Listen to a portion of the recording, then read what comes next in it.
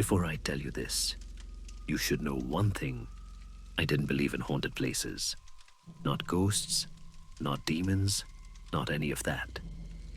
I believed in locked doors, fluorescent lights, and long quiet nights that paid just enough to keep the lights on. That's all this job was supposed to be. But every story has one door, you're told, not to open. For me, it was Unit 103. And once I looked inside, the building never really let me leave. I worked nights at a storage facility on the edge of town. One of those places people only remember exists when they've run out of room in their garages. It's small, a squat stretch of concrete and steel, tucked between the backside of an abandoned strip mall and a drainage canal that smells like rot when summer comes around. Most of the lights hum or flicker. A few just buzz out completely, and the vending machine only gives you a drink if you hit the side hard enough to hurt your hand. The job isn't complicated. Lock the gate at 11, unlock it at 6. Walk the rows once or twice. Make sure no one's camping inside an unlocked unit. Most nights, nothing happens. The cameras mostly work. The alarms work when they feel like it, and management doesn't care so long as no one burns the place down. There's only one real rule here. It's not written anywhere, but everyone knows it.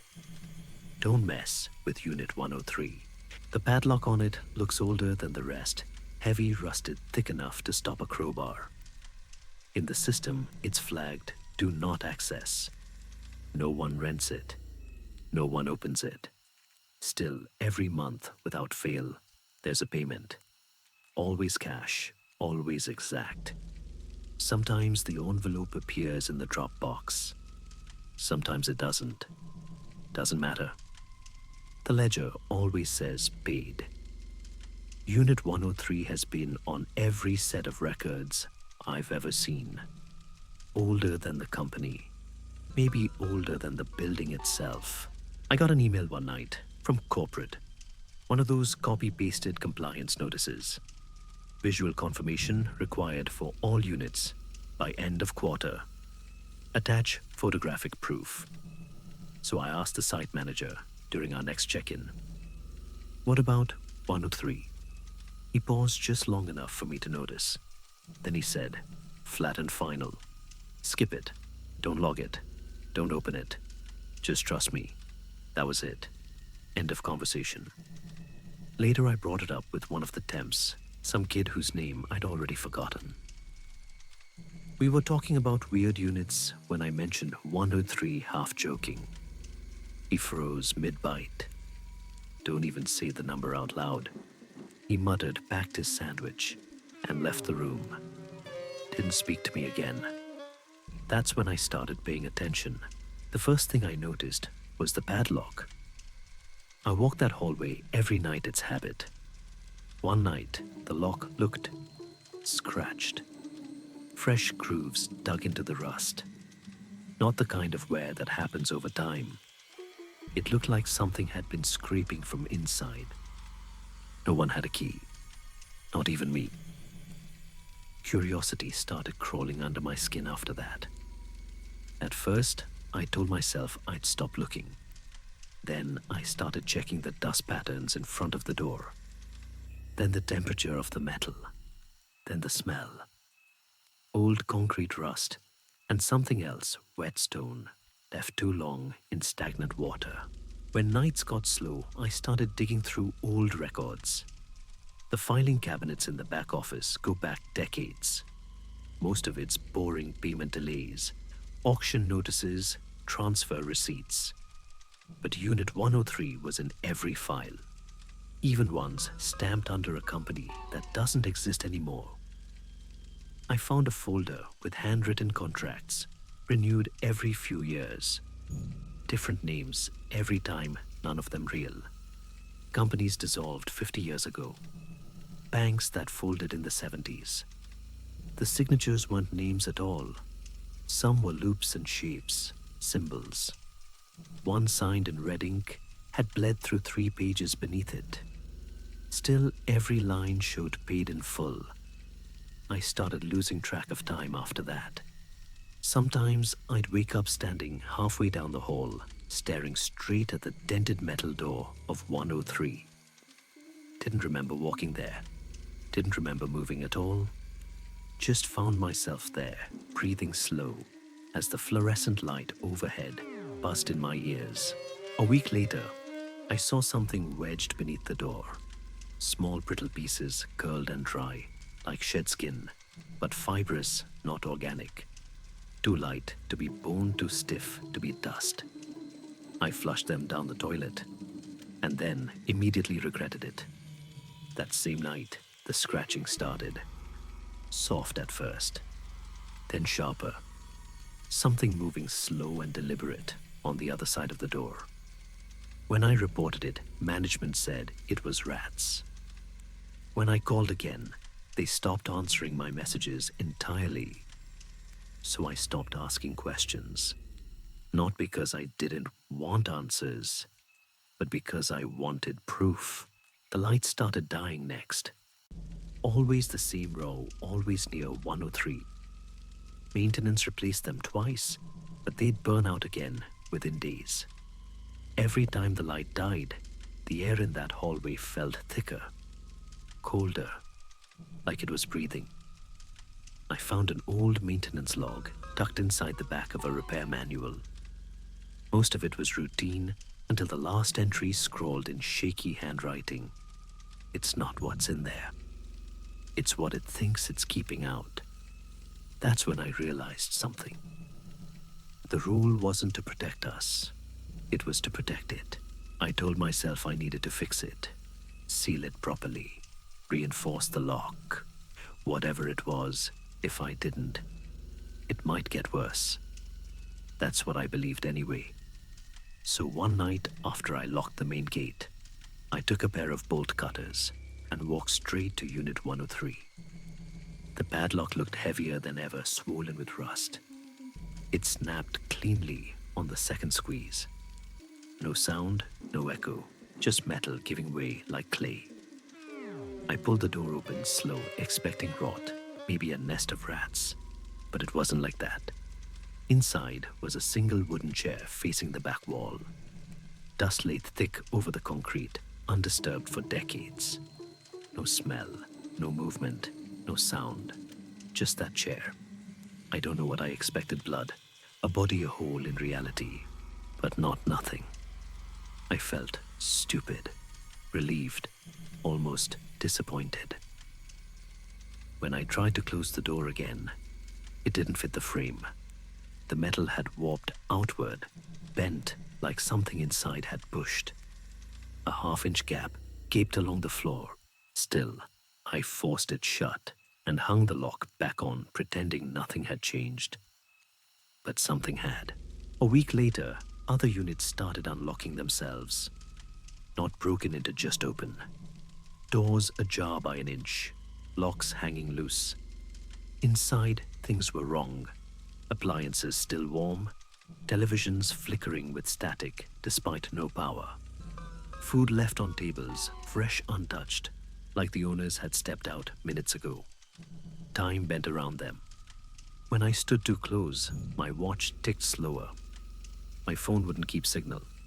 Sometimes I'd blink and lose minutes. I logged everything, took pictures. Management's response was short. Locks fail. These things happen. Don't ask again. They sent a maintenance guy to relock the doors. He never looked toward 103. He worked fast, silent, and left without signing the report. That's when I understood ignoring it was protocol. That's how they contained it. Not by fixing anything, by not noticing. But I had already noticed. And that meant it noticed me too. So I went back. This time, I brought a new industrial lock. Drilled fresh holes, reinforced the frame, sealed it with bolts. When I closed it, the click sounded final, solid. I almost believed it would hold. By the next night, it had bent itself open again. The steel warped outward, like something pushing to breathe. No noise, no heat, just pressure. I replaced the lock again and again, each time the same result, until management called me in. No warning, just a text from the manager's personal number office. Bring your keys. The lights were off except for one buzzing overhead. He sat behind the desk, a folder in front of him, no label on it. He didn't tell me to sit, didn't offer me water, just stared. Do you know why you're here? He asked. I shook my head. He opened the folder. Inside were photos me on my rounds, standing too long outside certain doors. Unit 103, Unit 107, Unit 114. Security logs with timestamps. Maintenance reports I hadn't written. You thought you were fixing something, he said. You weren't. You were feeding it. I started to speak, but he raised his hand. That unit stays closed, because ignoring it keeps it quiet. Like a dog that forgets to bark when no one's listening. Curiosity wakes it. Obsession feeds it. He tapped the folder once softly. Most people can't help themselves. They either leave or they're removed. You lasted longer. He reached into a drawer and pulled out a set of keys. Heavy ones. Old brass, cold to the touch. He slid them across the desk. Think of it as a promotion. I didn't move. He leaned forward into the light. For the first time, I saw his face clearly. He wasn't old, but his features were. Wrinkled in places that didn't match his age. His eyes looked tired, distant, like he'd been awake for years. This place doesn't store furniture, he said. It stores what's left of things that shouldn't exist outside their own walls. 103 isn't the first. It's just the oldest. He pushed the folder toward me. Inside were names, dozens of them. Each one ended with the same note, reassigned. Containment oversight. No resignation, no transfer, just that. When one door opens, he said the others follow. You've seen that. You started the chain. Now you're the only one who can keep it from spreading. I asked the question I'd been dreading. What if I quit? He smiled a small, pitying smile. People don't quit. They either lock the doors or they join what's behind them. He handed me the folder and left me sitting there. When I finally stood up, the hallway outside was empty. The lights buzzed faintly overhead. The keys in my hand felt heavier than before. That night, I walked the rows alone. Doors hung slightly open, locks dangling loose. Inside, each faint light shimmered televisions, blinking unseen movement, breathing in time with my footsteps. I understood then that it wasn't about monsters waiting inside. It was about doors. Attention opens them. Neglect keeps them sealed. Every thought, every glance, every record feeds them. So I worked. Lock, ledger, lock, ledger. Row by row. Night after night. No answers, no reward. Just repetition. Just containment. Years passed, I think. Time here doesn't work like it should. The faces of co-workers blurred together, fading faster each month. One morning, I realized I hadn't seen the manager in weeks. A letter came from corporate effective. Immediately, you are now acting site manager.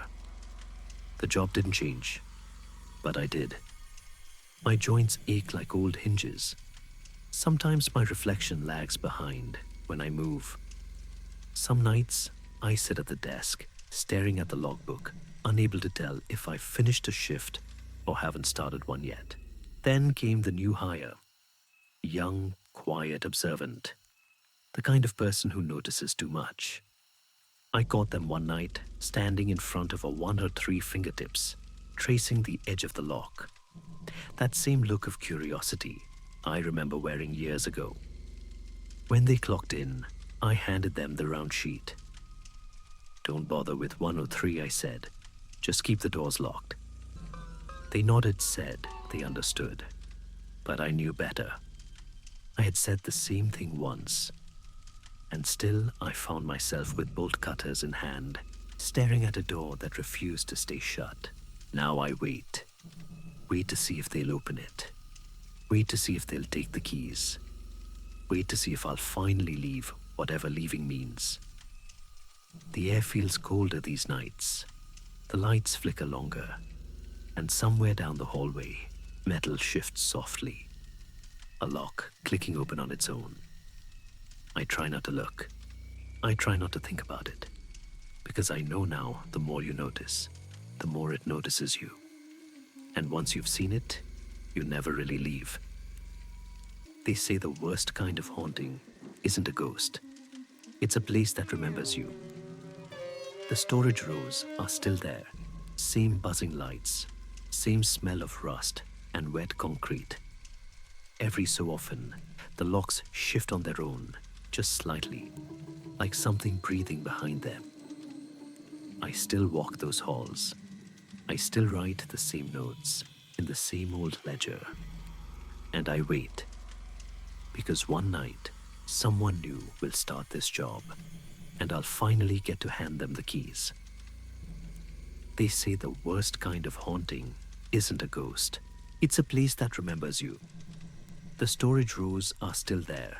Same buzzing lights, same smell of rust and wet concrete. Every so often, the locks shift on their own, just slightly like something breathing behind them. I still walk those halls. I still write the same notes in the same old ledger. And I wait. Because one night, someone new will start this job, and I'll finally get to hand them the keys.